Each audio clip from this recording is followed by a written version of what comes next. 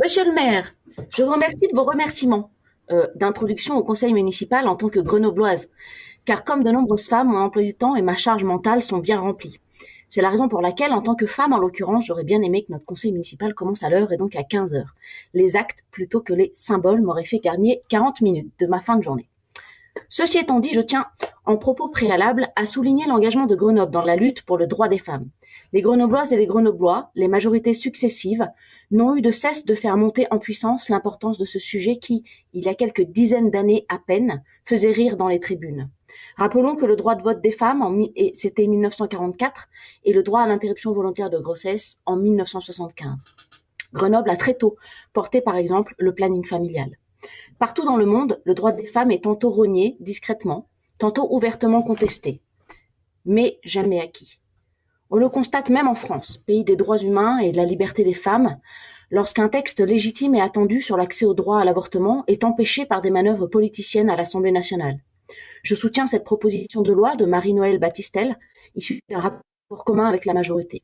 J'espère que nous parviendrons à l'inscrire bientôt à l'ordre du jour et que le temps sera notre allié contre des conservateurs archaïques qui n'ont rien compris à la société moderne et qui restent à l'affût de la moindre occasion pour réduire nos droits. En cette journée de la femme, je voulais le rappeler. C'était le combat de nos mères, de ma mère, et ce doit être le nôtre tous les jours. Je regrette que les manifestations sur ce sujet, notamment à Grenoble, ne soient pas transpartisanes. Chaque année, depuis que je suis enfant, je participais. Mais l'année dernière, quelques femmes ont refusé ma participation en scandant mon nom au micro et en dénonçant mes positions comme anti-femme. La blague. Je suis partie pour ne pas envenimer la situation, mais le cœur bien lourd. Mais ce combat ne se mène pas que le 8 mars. Oui, aujourd'hui, nous célébrons le symbole. Mais l'égalité, l'accès au droit, l'éducation, ce ne sont pas des symboles, mais des actes concrets, réels, et ils doivent se tenir chaque jour de l'année. Pour les femmes, la vigilance est quotidienne pour faire respecter notre place dans la cité. Le sexisme ordinaire et les agressions sexistes sont encore notre quotidien, sans même que ceux qui le portent, tant des hommes que des femmes, ne s'en rendent compte. Des remarques sur l'apparence physique, sur le parcours professionnel, sur le tempérament, rien n'est épargné. Et même nous, femmes que cela concerne, n'y prêtons parfois plus attention. Nous mesurons mal à quel point ces remarques non seulement peuvent être le début d'un chemin dangereux pour ceux qui les énoncent, mais elles atteignent toujours leurs victimes sous une forme ou sous une autre. Par exemple, sur la façon dont on va s'habiller pour ne pas avoir de remarques. Au top en robe légère ou sur les plages. Les prises de parole que l'on va s'interdire pour ne pas avoir l'air d'une hystéro. Les jobs auxquels on ne postulera pas en estimant qu'on n'est pas à la hauteur. Les violences conjugales, les viols, excusez-moi, j'éteins ça. Les violences conjugales, les viols et agressions sexuelles, les incestes sur les petites filles ou jeunes filles, les langues se délient et tant mieux. Ces terribles agressions ont toujours existé. Elles perdurent malgré l'évolution de notre société, l'instruction, l'éducation et le cadre de la loi. Il en va ainsi encore. La femme est trop souvent, toujours, un objet de convoitise, de fantasme, de crainte. Alors on la maltraite, on la méprise et on la cache. Il est donc de notre devoir collectivement d'élever la voix, nous les femmes, mais aussi les hommes. Pourquoi le porte-voix du féminisme est trop souvent une femme? Dans ce débat du jour, plus de femmes vont s'exprimer que d'ordinaire, je le sais bien. Comme si nous étions plus légitimes à parler de notre place dans la société, plutôt que tout simplement de la prendre. La ville de Grenoble s'inscrit dans cette histoire. En conformité avec le gouvernement et dans le sillon de la grande cause du quinquennat du président de la République, votre majorité, monsieur le maire, pose quelques jalons à l'échelle locale. Je salue l'accompagnement des initiatives de l'État sur l'hébergement d'urgence pour les femmes victimes, les formations de la police municipale sur ce sujet. J'attends donc le plan d'action qui tarde, me semble-t-il, à venir. En attendant, je souhaiterais connaître le nombre et la nature des interventions de la police municipale sur ces actes.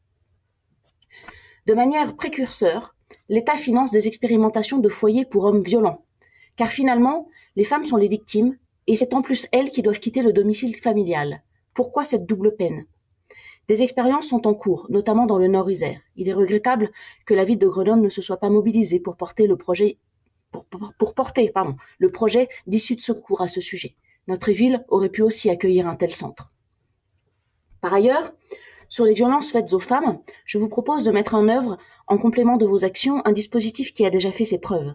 Le réseau d'accueil d'urgence pour les femmes en détresse immédiate. Nous l'avions baptisée Ève dans notre campagne, mais le nom importe peu. Il s'agit d'un réseau de commerçants en profession libérale qui s'engagent à accueillir une femme en détresse en attendant l'arrivée de la police.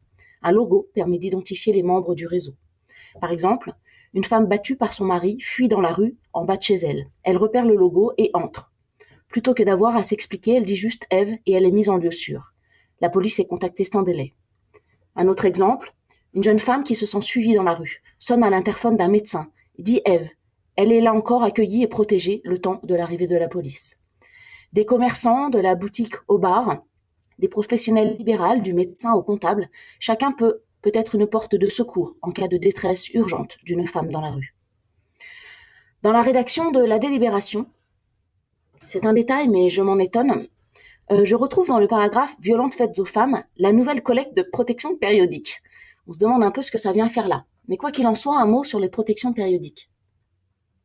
Je regrette que la ville ne soit pas pionnière en la matière. La ville et le CCAS pourraient mettre en lumière des solutions alternatives aux protections jetables. Les éco-cups et les culottes menstruelles lavables pourraient s'avérer fort pratiques et économiques. Où suis-je ? En plus d'être évidemment écologiques. Même si l'État a rendu gratuites les serviettes et tampons jetables pour les étudiantes, beaucoup de femmes souffrent encore de la précarité menstruelle. J'ai d'ailleurs fait cette même remarque au ministre concerné. Je regrette enfin que le planning familial et les associations d'aide à la parentalité ne soient pas plus accompagnés. Structure indispensable pour l'émancipation et la liberté des femmes, le planning a été malmené par des sujets dont il n'appartenait pas au planning de souffrir. Je pense bien évidemment à l'affaire du Burkini. En dehors de ces considérations politiques malvenues sur le fond comme sur la forme, le planning doit être porté par les responsables publics, et d'autant plus que l'État a démobilisé des fonds du planning familial de Grenoble pour rééquilibrer sa répartition financière envers l'ensemble des plannings de France. Ce qui a pour conséquence, bien sûr, que le planning de Grenoble ne peut plus agir comme il le faisait. Il peut et doit réorganiser ses actions, certes, mais nous devons porter de toutes nos forces cette institution, ce repère historique pour toutes celles qui n'ont personne à qui parler ou qui ne savent plus à qui s'adresser. Quoi qu'il en soit, le planning doit être soutenu financièrement et de manière républicaine aussi, pour qu'il ne soit pas phagocyté par l'entrisme d'une minorité hyper idéologisée. Des individus ou des groupes d'individus intègrent des associations, puis la direction, afin d'y faire fructifier sa propre idéologie, parfois contre l'objet même de l'association. C'est depuis fort longtemps une spécialité de l'extrême gauche, des trotskistes en particulier, qui l'avaient même théorisé. Aujourd'hui, ce sont des défenseurs des minorités ethniques qui ont repris la méthode, s'invitant dans des associations de lutte contre le sida, des aides aux migrants, jusqu'au planning familial. Paul Conge, journaliste et écrivain, a enquêté sur ce qu'il appelle l'offensif indigéniste. Je vous recommande la lecture. Soutenir aussi les associations d'aide à la parentalité. C'est prendre les difficultés à la racine, avant qu'elles ne s'installent. Comment on peut éduquer ses enfants au mieux? Comment pose-t-on un cadre? Quelle égalité entre filles et garçons? Tous ces sujets pris à l'occasion du début de la parentalité seront moins lourds à traiter que lorsque le mal est fait et que les stigmates de la discrimination entre les filles et les garçons, les femmes et les hommes sont installés. Ce qui me permet d'enchaîner sur le second axe de votre projet 2021 qui porte sur la diversité des identités. Sur ce point, nous pouvons nous rejoindre. Oui, il faut rétablir un équilibre entre les genres, dans les cours d'école et dans notre société tout entière. Sur l'aspect professionnel de la lutte contre les inégalités salariales, l'articulation entre vie privée et vie professionnelle, l'action contre les violences sexistes et sexuelles au travail, les dispositions sont nombreuses. Dans la loi de transformation de fonction publique que j'ai rapportée à l'Assemblée nationale, avec notamment la création d'un poste de référent au sein des collectivités. Je vous encourage, puisque j'ai entendu l'idée à plusieurs reprises, à formaliser un plan de déprécarisation de vos emplois à temps non complet et ou à durée déterminée. Ces contrats précaires touchent principalement des femmes, peu ou pas diplômées, souvent seules avec charge de famille. Il y a là un problème majeur de précarité des femmes qui est connu et auquel il faut répondre.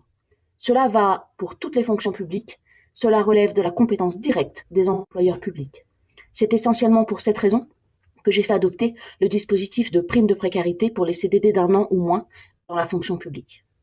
En revanche, je ne peux pas vous suivre sur le principe de l'écriture inclusive que je constate dans tous vos documents et que vous défendez page 25 du rapport.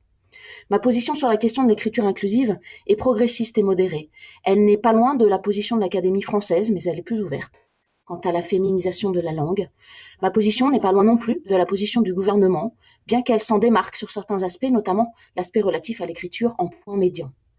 Oui à la féminisation croissante de la langue, nom de métier, doublons, expression neutre, règles de proximité, suppression des expressions sexistes, etc. Mais non à l'usage typographique de points dits médians, non aux néologismes et pronoms inclusifs. Cette rédaction est insupportable, mal acceptée et contre-productive dans l'apprentissage du français. De grâce, abandonnez cette idée. Sur votre plan d'action d'un point de vue global, et j'en arrive à la fin de mon intervention, je trouve qu'il n'est pas suffisamment étoffé. La place des femmes dans la vie citoyenne se résume-t-elle à apprendre à faire du vélo? Je ne crois pas.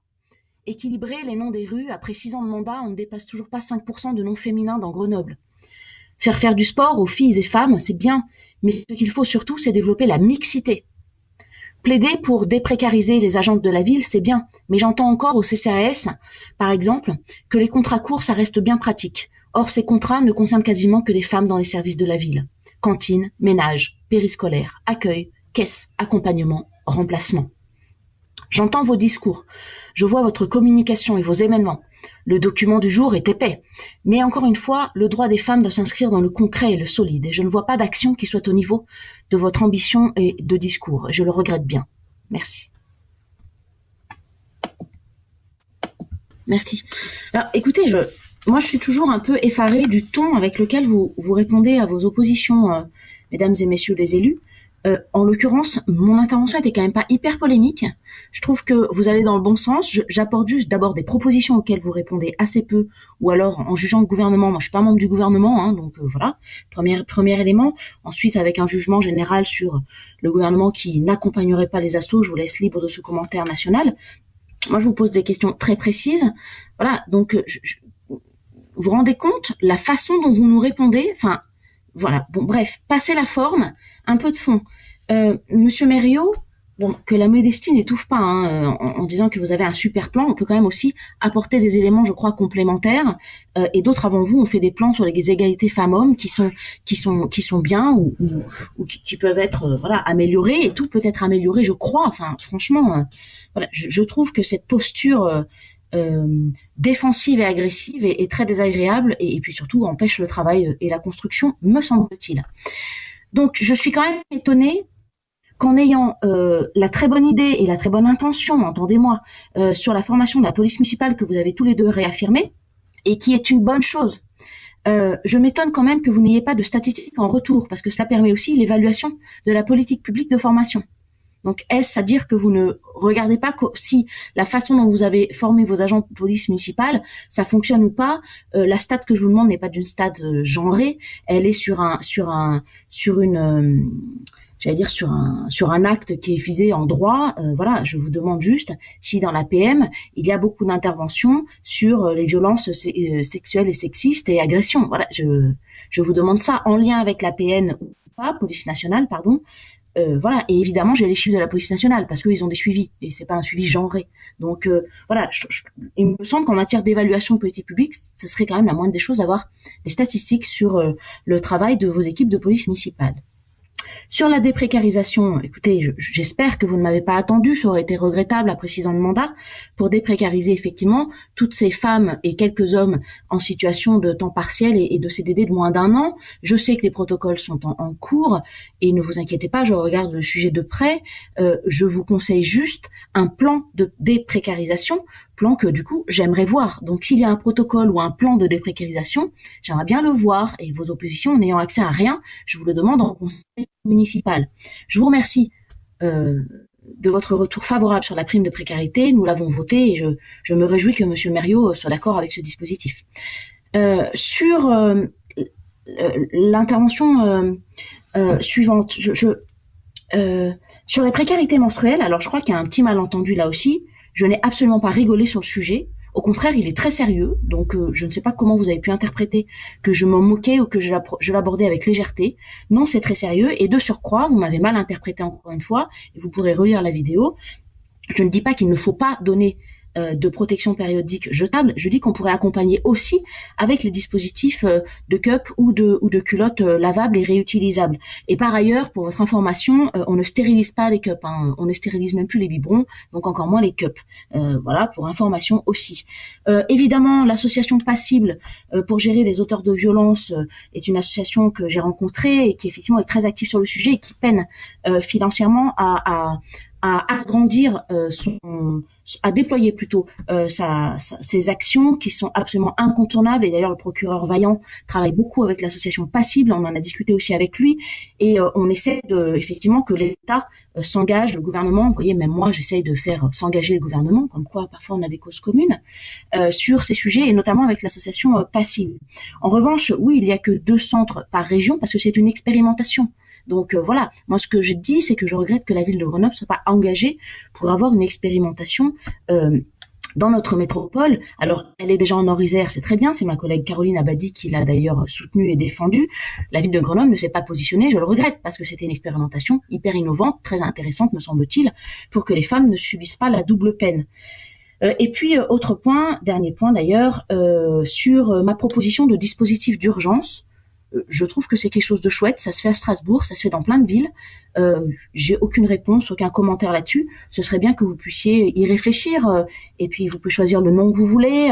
Je ne dirais pas que c'est moi qui les... Voilà, mais à un moment, voilà des propositions de travail en fait. Et puis vous nous répondez par la défensive agressive. C'est regrettable, puisque les propositions ici, je crois, sont constructives. Merci.